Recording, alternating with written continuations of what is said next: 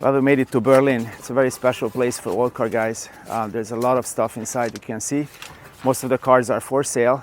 And we came here to make a video of my new car, this, this little French beauty with the 2 cylinders. So here's my friend Jan-Erik. Hi. Hey, nice to meet you. So this car came from you. Where did you get it from? Oh, I got it from an older man. He brought it from France to Germany some years ago, and it was standing for a long time in a garage here. As I understand, you have an uncle who collects these cars. Tell me more about him. Oh, he's a very interesting guy. I had the first experience with the Panhard in the age of 9. He picked me up with one of these cars, and yeah, I was totally crazy for it. And yeah, he's a little collector.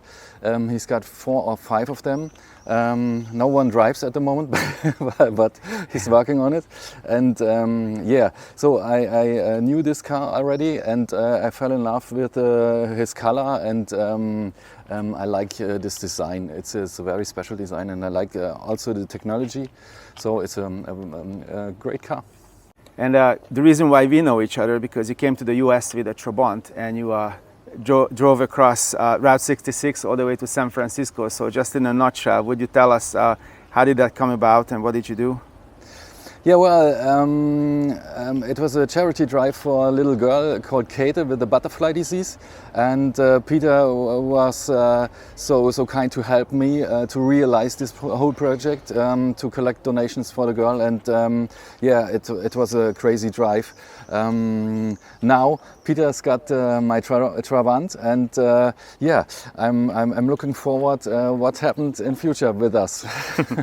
Please open the hood for us and let's see what's inside. Of course. So you got 2 little clicks there. You gotta put your hands in its mouth. Oh, no. Did it bite you? So, okay, yeah. So here's the 2-cylinder wonder. How many cc's is that?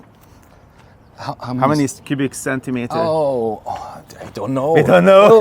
Well, we know it has 2 cylinders. Let me have a look. Okay, where is it? So it's 848 cc according to the papers.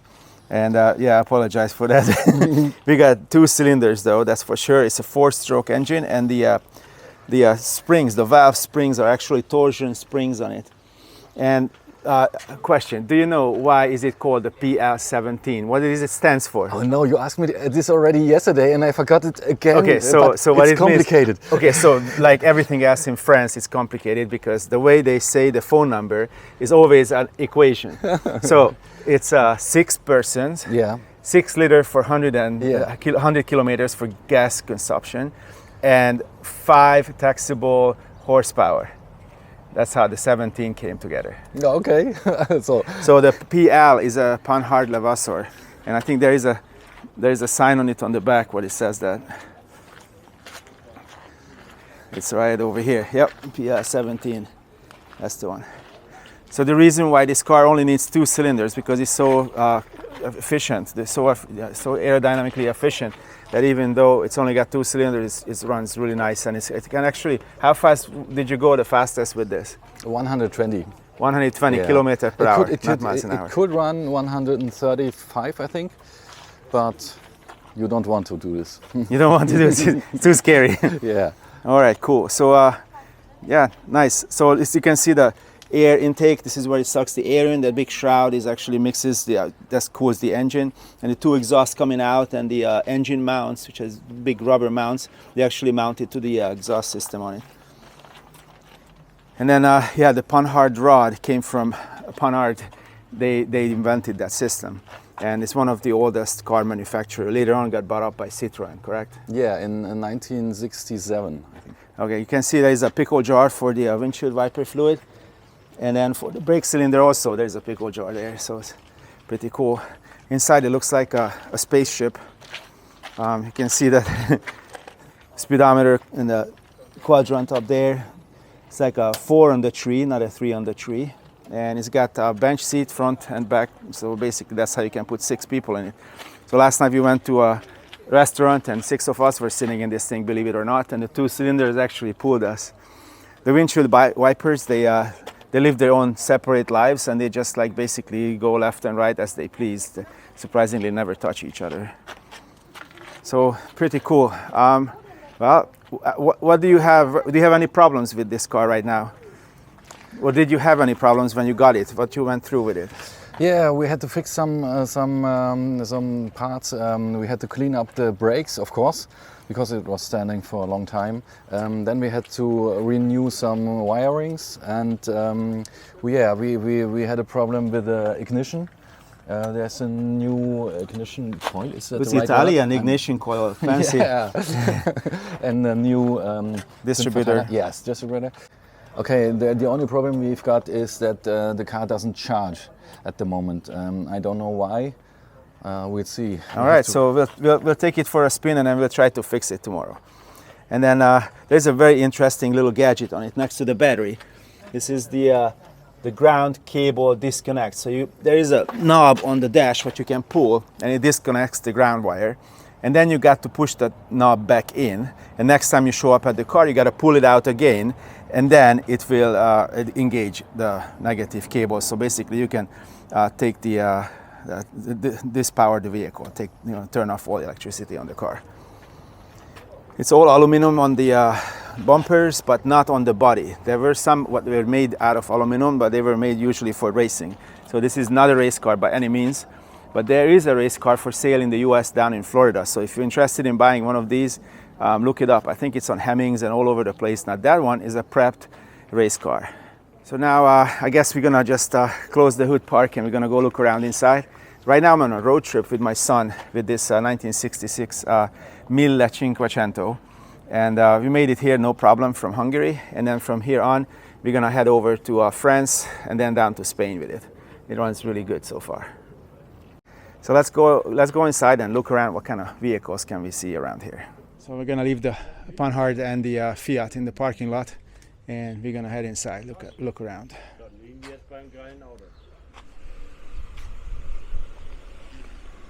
So let's go inside. Start with a 107 Mercedes, just like what I have. Well, it's a little bit newer, and based on the sound, I think it's a V8. Then we start with a Fiat Balilla, very nice looking car. It's from 36 for 74,000 euros. All these prices are in euros. Then a Fiat 600, a DAF. This DAF is a Dutch car from Holland. And then a Jaguar and a BMW at the very end. This one is an Opel. It's an Opel Kapitein. Here's the sound. Or sorry, it has the sign. This was the top model for Opel. They want 20,000 for it. And then a couple more Mercedeses, and then he's still trying to park that 107. Yeah, I don't think he understands that if you move the steering wheel all the way to the end, you overwhelm the power steering system, so we gotta be careful with the power steering. Here's a Peugeot 403. Colombo was driving something similar, but that was a little newer. A couple more Citroën DS's, station wagons from all. A very advanced car for its age. And a Faisal Vega, a convertible DS. A convertible DS for 131,000. Then a Corvette. They want 89,000 for this Stingray. Then a nice little red Alfa Romeo for 80,000 also. A really long Mercedes, and an electric bus. This electric bus looks very old. I don't know what it says in German. It says 11 horsepower. I can say that. Here's the way it works. Mechanical relays and adjusters. There is a gear on it. I guess that's how you can shift it and then go faster and slower. And well, this looks like a pretty cool commercial vehicle with the suicide doors on the front. So if I haven't said it so far, this is a place where you can buy and sell classic cars. And there's also some repair stations on the other side. So all these cars, what you see here, are for sale, and also up on the racks there's all kind of interesting things. So if you're on the market for pretty much any kind of classic, then I would recommend to come by here and look at it. And here's a really nice old Volkswagen with the split window in the back. there is some sort of certificate, and it does look nice. It's got the armed trafficator on the side, the speedometer in the middle, and it is indeed a split window. It's very rare to see because people usually cut them out and put a larger window in it to make it appear newer, and then they were able to get more money for it way back then. They want 50,000 euros, 50,000 euros for this little Volkswagen. Here's the 190 SL, another one, a real boxy Aston Martin. I don't really like this too much, but this one I do. That's a DB5, very nice DB5. So I like that one. You want, well, yeah, no price. You can just ask for it if you want. Here's this very weird looking Morgan. I guess it made it to be a race car. I don't know, maybe it's a new one. It looks like it's a new Morgan. Yeah, no, I'm not sold on this one. Very nice BMW 507 and a 501, followed by an Alfa Romeo. Very 1960s color, the end of 60s, early 70s. A GT Turbo Renault 5, an Alvis, and some Mercedes, Porsches, and a really nice looking, very impressive Jaguar. It has some gigantic lights on the front. Very nice statue, and they only want $170,000, not US, but euros for it. Keep mixing it up. Trafficator on the side, fairly used but very presentable interior. And this kind of BMW, I've seen it in a coupe version before, but never seen it in convertible version. This looks very nice, but there is no price on it. And then there is a 107, just like what I have in the US. I have a 280 SL and the Triumph, Volvo, and a Ferrari. It's a very interesting Citroën van. I really like that. I've seen a bunch of them in France. This one is very nicely done. And then a 404 Peugeot. This is a very good car. Everyone I talk to, they just only say good things about it. And this one is a 25,000 euros, fairly used in the inside. Got a sliding top, and you can put the roof racks. There's some spots for the roof racks, and in many places in Africa they still use these cars. It's like kind of an indestructible vehicle. And then right next to it there is an old 1960 Taunus. It's a I think it's a German Ford 17M, and they want 25,000 euros for this. A very festive interior, just like all the 1960s cars in the US. Probably it's a version of that. Has a little fin on the back. Very cute, very nice car. So we're almost done with this side. Probably gonna finish off on the other side where the repair shops are. Very nice Mercedes, and it's a convertible with a right-hand drive. I can't say I've seen one before. Another SL Mercedes, and this one is a Mercedes repair shop. This is where they are fixing. Ooh, there's a 280 SL, just like mine, at the back on the right side. 107. There's another one. It's a convertible 220 in a tired mouse gray color, followed by a very strange colored Alfa Romeo. And I guess we just stepped over to Italy. These guys are working on Italian vehicles. See a lot of red colors and white colors. It's very, very colorful country. A lot of Italian motorcycles as well. I assume it's part of their shop. And then we stepped over to France, a Peugeot 404 convertible. That's something very rare to see.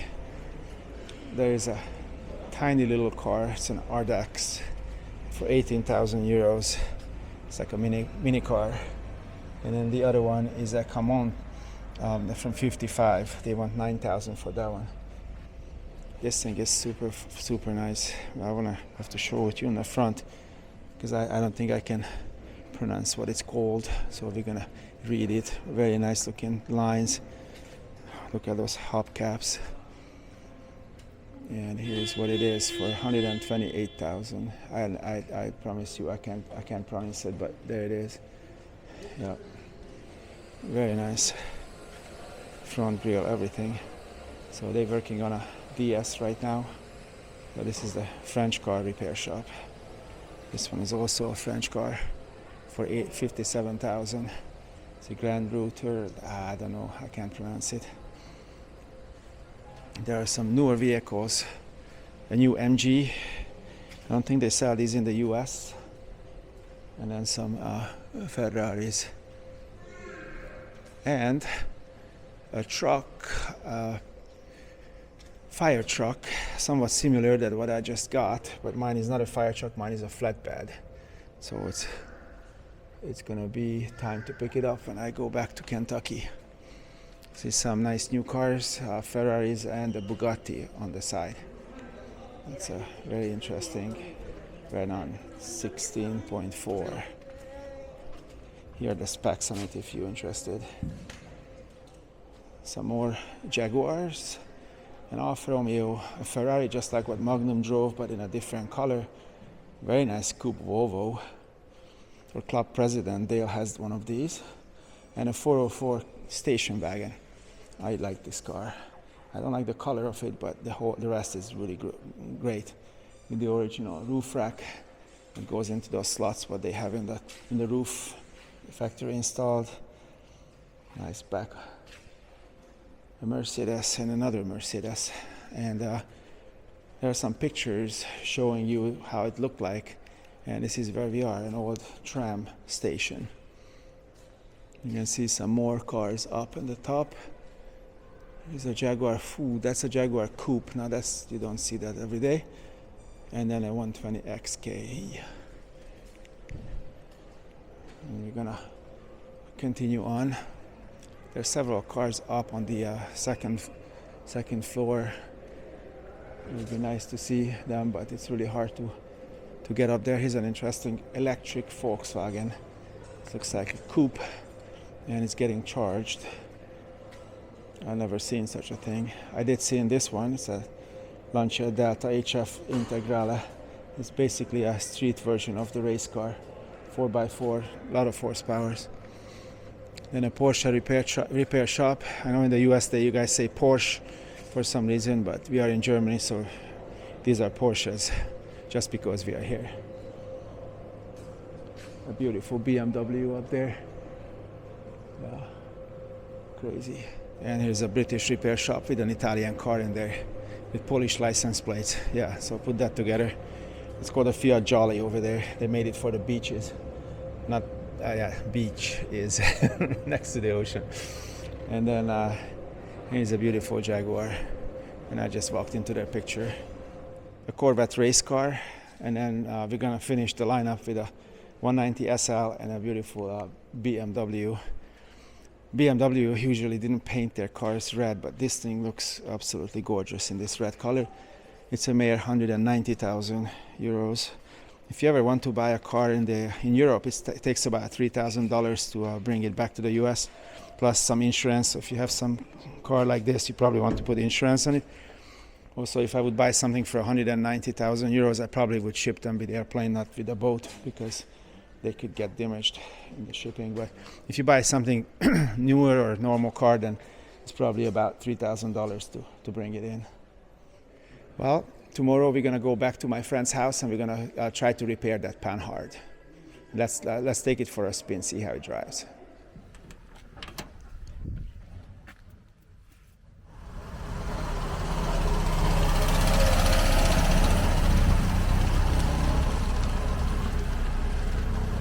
We're driving around my new Panhard and then seeing this Trabant here, and this is not a real car. It's actually made out of stone. So somebody who is doing these headstones, he made that Trabi. It's very precisely done. Looks pretty cool.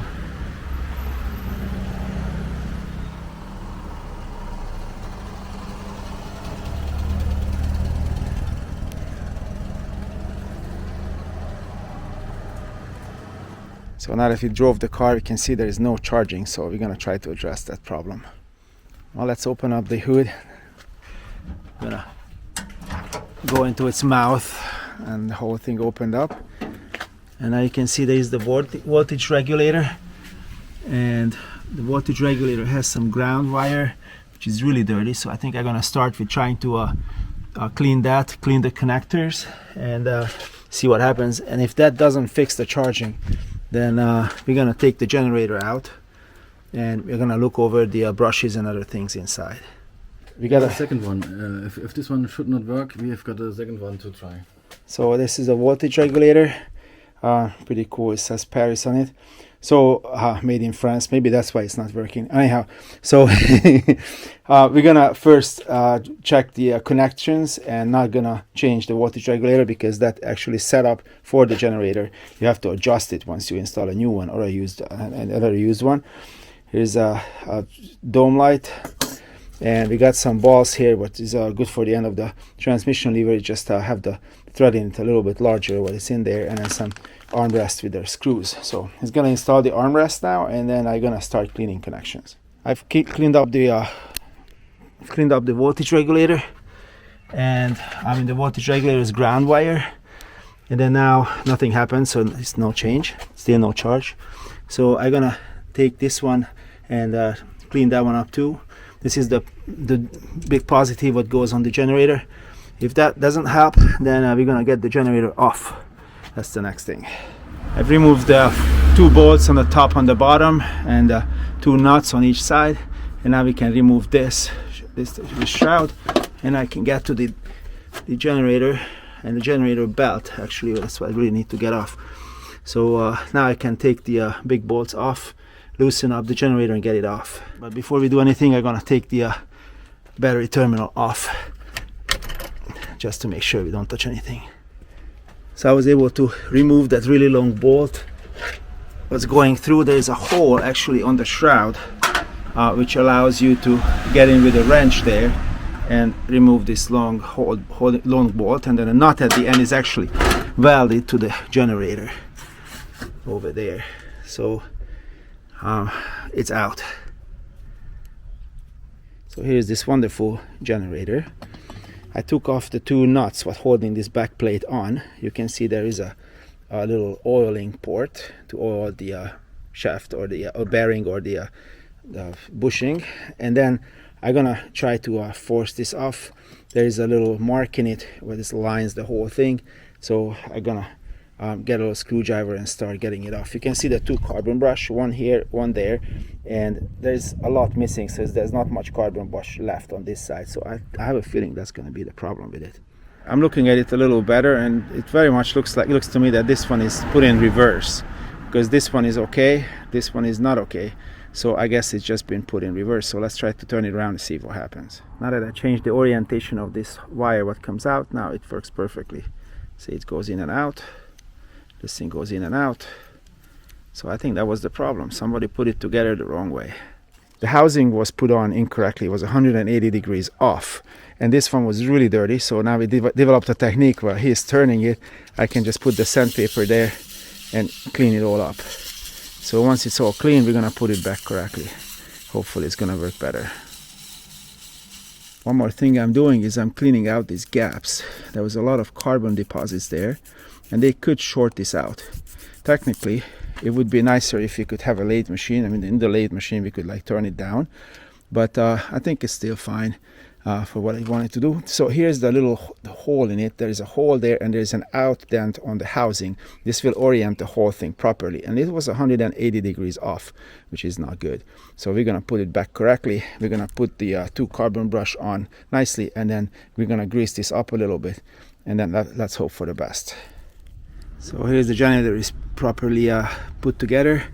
So I got the mark on the bottom, mark on the top at the correct place, and I got the brushes. So I think it's ready to go back in the car. When I pulled it apart, this was attached to the generator, but it was not actually fit inside the shroud. So there is a cavity, or there's a wedge in there, and it's possible to wedge it in, and that's how it's gonna seal the whole air system. So I need to put this on most likely before I install the generator. It's just not working out, so I don't know how to do this. I don't know. So when I put it in, it just actually got too short, so it's ended up being like this in there. So it's just not working out too well. So I think I'm gonna put it on the way it was when I took it apart.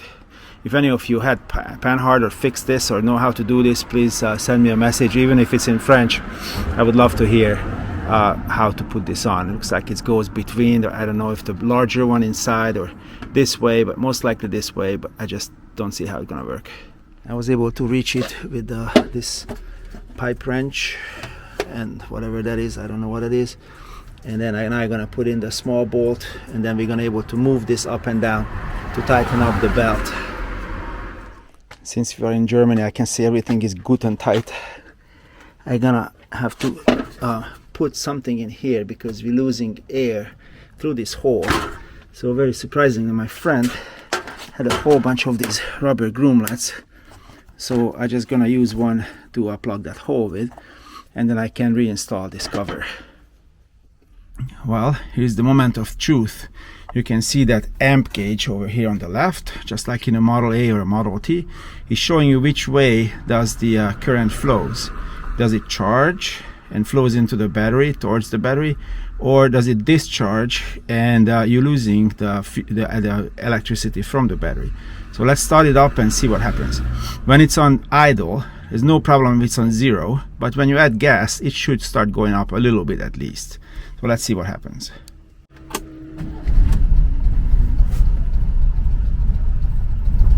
Whoa! Beautiful! I let it go and it goes back to 0 or even below 0. That's fine. It's on idle. But when I step on it, ooh, it goes right up. Immediately goes up. Very nice.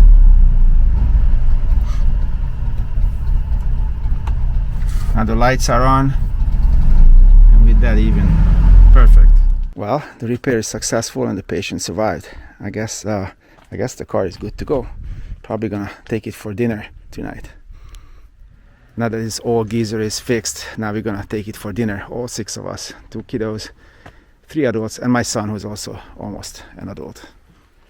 So now we're gonna say goodbye to the beautiful Praha, as the French say, and then it's gonna sleep here for a while until I can come back and get it. And then meanwhile, we're gonna start driving tomorrow to the border of France and Germany, and then on the trip. Thanks for watching. In the next part, we're gonna continue on with our journey in this 1966 1500, heading over to France and then to Andorra, all the way down to the bottom of Spain. See you guys 2 weeks from now. Bye.